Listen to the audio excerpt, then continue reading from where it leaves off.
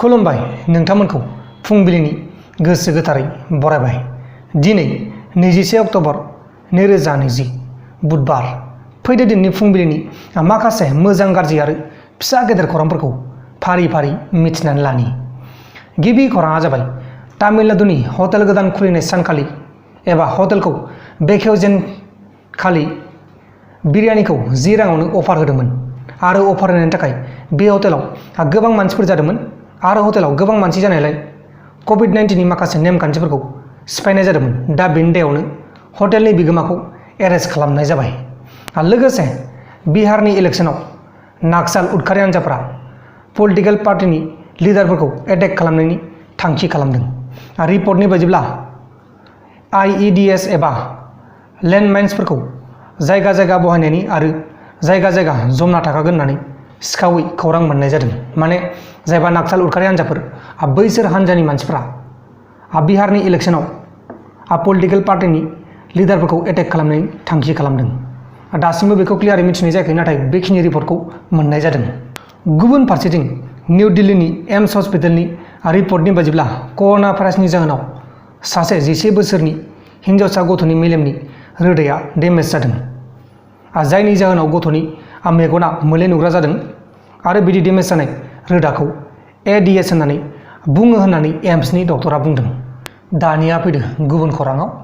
गुबुन खौराङा जाबाय इउनियन हम मिनिस्टार जायबा अमित शाह बिथाङा मिज'रामनि चिफ मिनिस्टार जायबा ज'रामथांगा बिथांजों फन रायलायहरदों। फनाव बुंहरदों दि आसाम आरो मिज'रामनि गेजेराव बर्डारखौ लानानै दावराव दावसि जानायखौ गोख्रैनो एबा थाबैनो थिग खालामगोन होननानै बिथाङा बुंदों। लोगोसे बांलादेश सिकिउरिटि फर्स हान्जाया आल्फा आइनि कामान्डारखौ नागिरगासिनो दङ।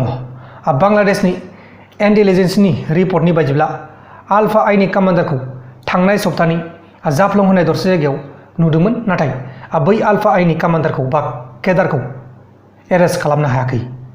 गुबुन खौराङा जाबाय छत्तीसगढ़नि बलरामपुर जिल्लानि बसन्तपुर ओनसोलाव 16 अक्ट'बराव सासे उन्दै हिन्जावसा गथ'खौ जिनाहारि खालामदोंमोन आरो बे उन्दै हिन्जावसा गथ'आ जिनाहारि खालामजाखांनायनि उनाव गावनि जिउखौ फोजोबना लानो थाखाय बिसनि मुलि लोंदोंमोन, नाथाय थिग समावनो हस्पिटालसिम लांनो हानायलाय बे हिन्जावसा गथ'आ थैयासै। दायनिगिरिखौ दासिमबो पुलिसा एरेस्ट खालामनो हायाखै, नाथाय दायनिगिरिखौ हमनो थाखाय टिम दैथायहरनाय जाखाबाय। अब्ला दानिया फैदो गुबुन खौराङाव।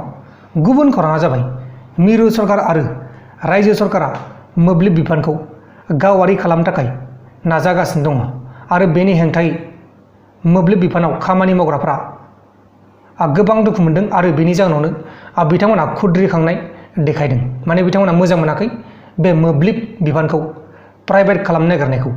लोगोसे क'क्राझार सहरनि खोला फारसेथिं थानाय पटगाव मख्रापारा गामियाव मैयाहाय गिलु बालु अर खामदों आरो अर खामनायनि जाहोनाव गंथाम न'खरफ्रा हांगार जानांगौ जाबाय।